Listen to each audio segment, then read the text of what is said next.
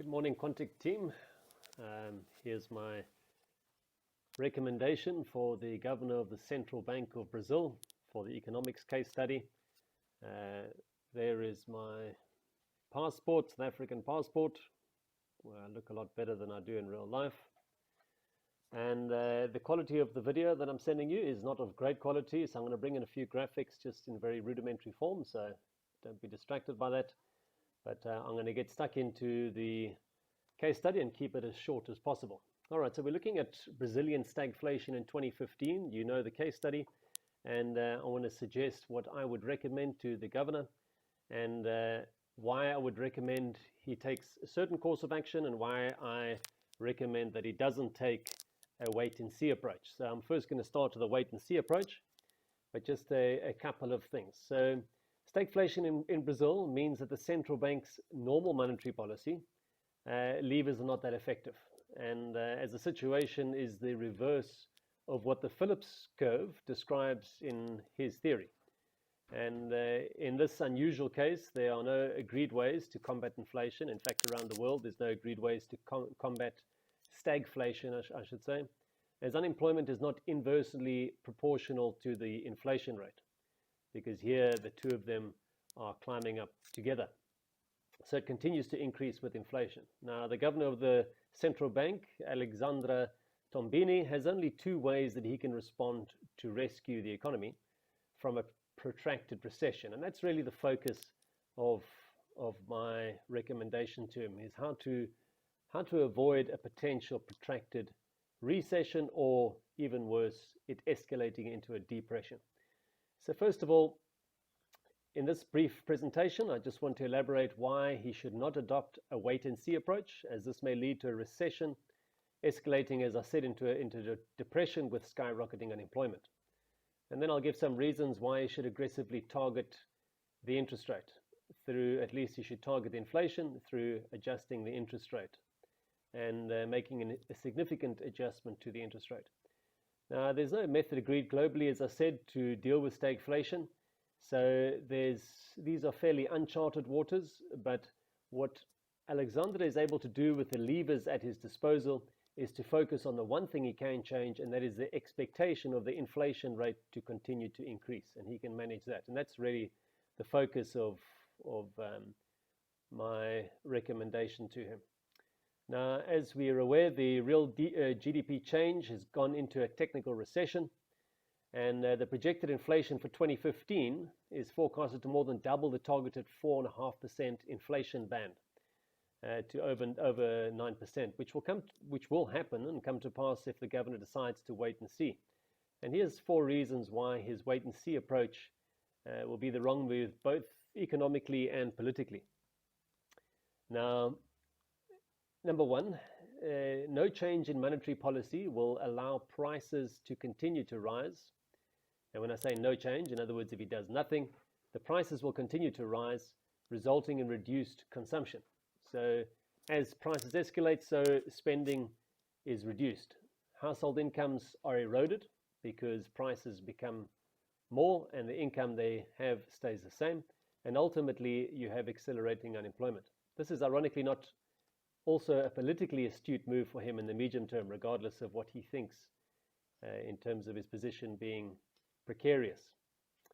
Now, the unemployment, as you see, is in line or following or directly proportional to the consumer prices, and hence him tackling the consumer prices. And the only way he can do that is by managing inflation, which he can't do directly, but he can start with managing the expectations. I said there were 4 points why he shouldn't wait and see. Point number 2, the depreciation and devaluation of the Brazilian real will continue as investors sell the currency looking for better returns offshore. And the low interest rates will aggravate this.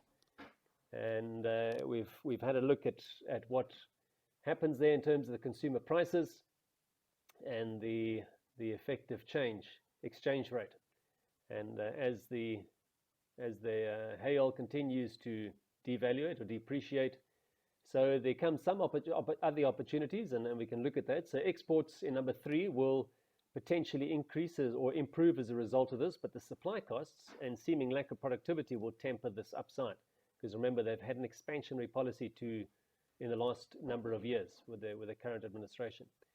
And also what aggravates this is the poor rating they have for the ease of doing business. Number 4, the last of why you shouldn't wait and see, this lack of monetary policy action will therefore erode government's income. So as spending decreases and as the incomes are eroded, so unemployment starts to or continues to increase. And with unemployment continuing to increase, there's less economic activity, and hence government's income is decreasing. And they have an increasing budget deficit, as we saw in one of the graphs was provided for us.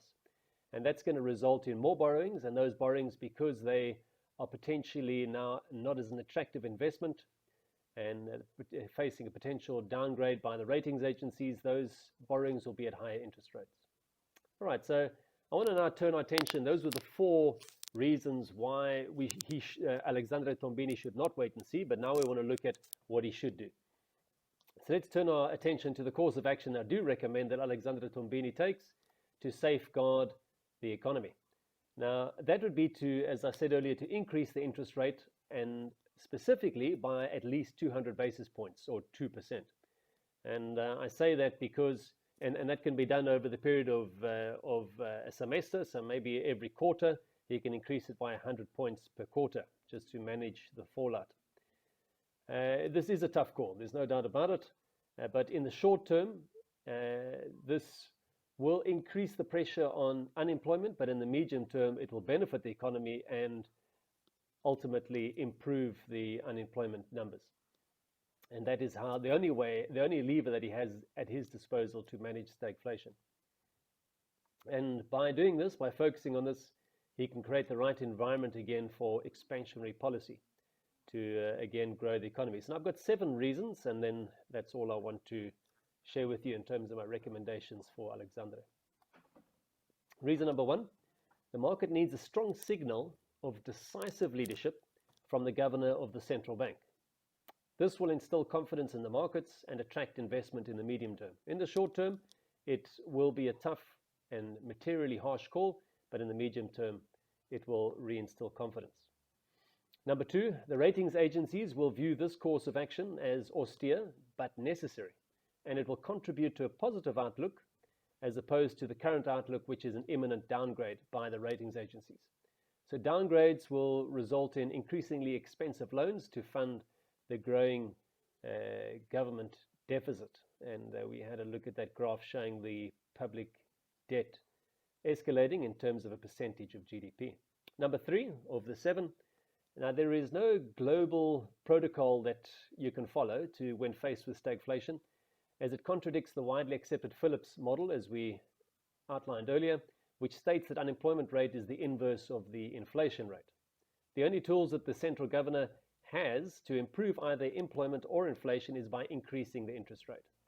It sounds counterproductive, but this will not make an immediate difference, but it will reverse the negative expectations of an increasing inflation. I think that's really the critical part of my recommendation to him, is that he has the power, he has the levers, he has the tools at his disposal to manage the ongoing expectation of an increasing inflation. And that's all he's targeting, which in the medium term will have a direct bearing on the inflation rate itself.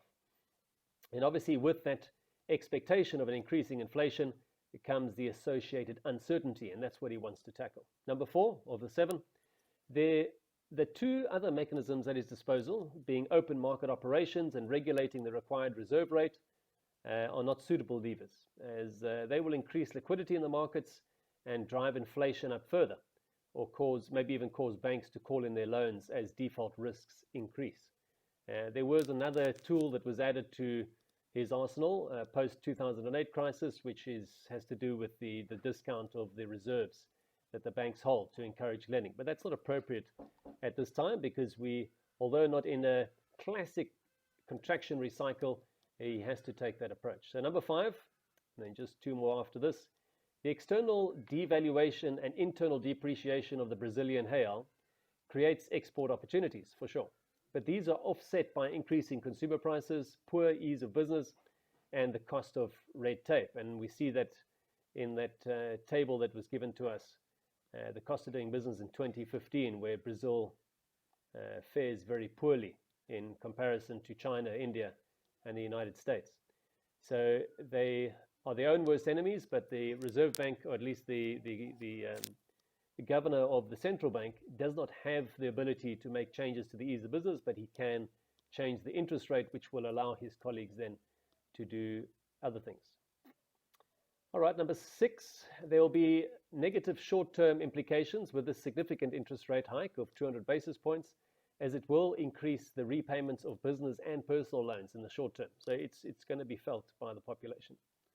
But it will reduce the cost of business in the medium term, as well as encourage improved productivity in the short term. So it's going to be a belt squeezing exercise, and hence the ratings agencies seeing it as austere, but it will have medium-term benefits.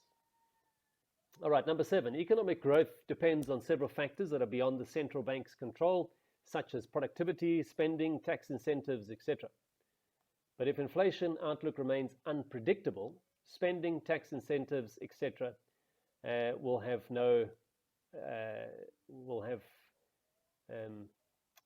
not be able to make a difference.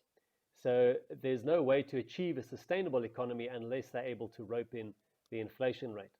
Now, further to this, when inflation is back within the targeted range around the band that initially was set at 4.5%, they might revise that. Then policies again can become expansionary through open market operations or relaxing reserve requirements. So that graph that we had in our case study shows the correlation of increasing rates on the money market rates versus the consumer price. And it just shows how they trend together. And there you can see in 2015 how the rates trend in the same direction as the consumer prices. So that's the money market rate, not the Reserve Bank rate, but the principle is there, and it is quite clear that unless there's a change in the underlying interest rate, which is within the central governor's control, there will be no recovery in terms of inflation. So that's my suggestion to him, and that's all that I've got for the moment, and I trust that this watershed moment that Alexandre Tombini is in 2015, that he'll do the right thing and use this monetary policy lever which he has to overcome the stagflation and ultimately turn the economy around to later increase liquidity and consumption, resulting in growth again in an expansionary cycle in a couple of years' time. All right, thanks. That's all from me. Bye-bye.